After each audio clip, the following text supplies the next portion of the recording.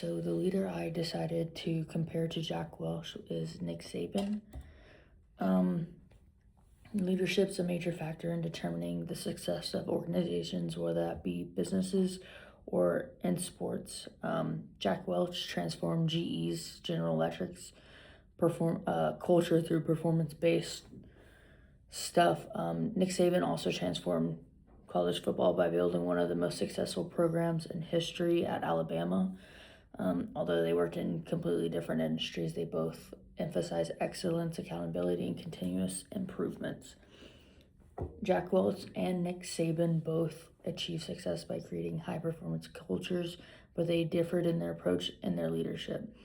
Welch focused more on performance evaluation and organizational efficiency, while Saban emphasized process, relationships, and long term development. So, some background on Jack Welch. He was the CEO of General Electric from 1981 to 2001. He's known for as one of the most influential business leaders of his era. He increased GE's value significantly during his time. He focused on making GE more competitive and efficient. And his philosophy, some of the things that he had his philosophy over was hire and retain top talent, reward high performance, remove individuals who do not meet expectations, and then encourage innovation and adaptability. Welch believed different organizations needed to consistently improve because companies that didn't change would fall behind the others. Jack Welch's leadership style was transformational, and transactional in leadership. Some of his strengths were he created a culture of accountability. He encouraged employees to take ownership, developed future leaders within GE, and then made difficult decisions to improve performance, as in firing people who didn't meet that expectation and that number. Some things that I criticized about his leadership style was his rank and yank system. It created like this competitive environment where employees were evaluated based off their performance, and then like that could create them to go against one each other. And then some people viewed his approach focusing too much on results and not focused on employee well-being. Similar to Jack Welch, Nick Saban built a culture where performance and expectations were obviously extremely high. However, he approached the leadership through different lenses. So Nick Saban's background was he became the head football coach of Alabama in 2007. He won multiple national championships, built Alabama into one of the most dominant programs in college football history, developed numerous NFL players and future leaders within the sport, and then even beyond the sport. His leadership philosophy was known for the process. The process focused on controlling what you need to control, focusing on daily improvement, paying attention to detail, avoiding distractions from outcomes.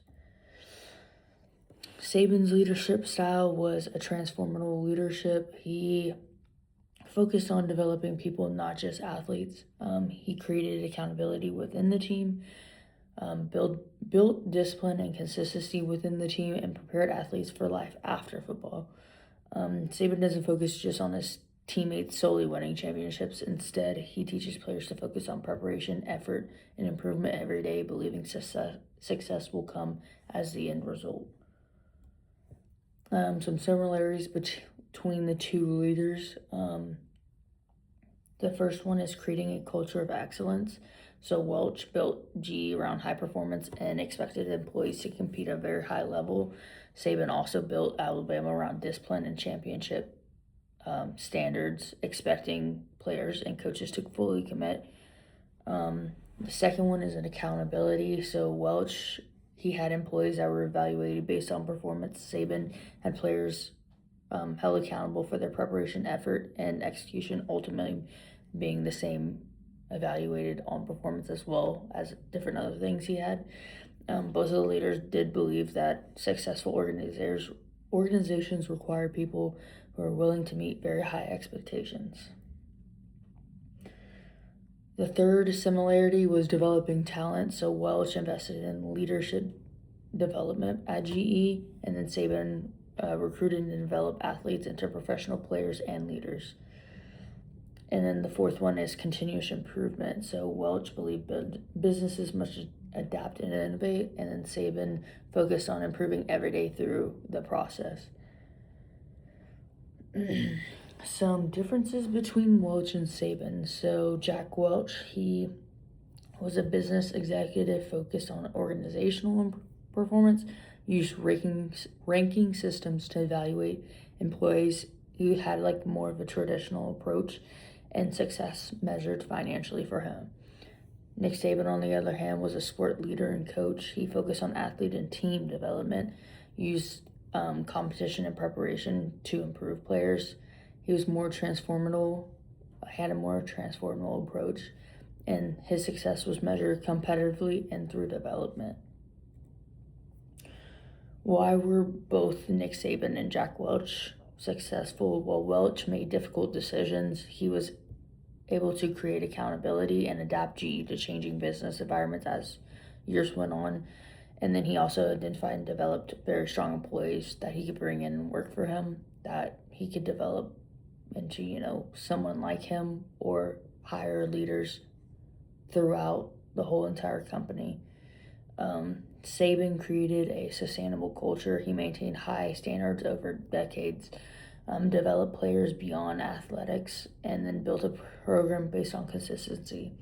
For the times that he was there, the program was consistently good, and he had consistently bringing in talent and building them on based off his process. So my reflection and conclusion is, after comparing Welch and Saban, I believe both of the leaders demonstrate that success begins with a culture. So Welch showed the importance of accountability, efficiency, and finding the right people, while Saban demonstrated that the importance of relationship development and focusing on the process. Although their leadership styles were very different, but also similar, they both created organizations where people understood expectations and were committed to improving that organization, whether it be in the business or the sports side. Their examples show how successful leaders do not only simply manage talent, but they create environments where talents can succeed for both individuals and the organization.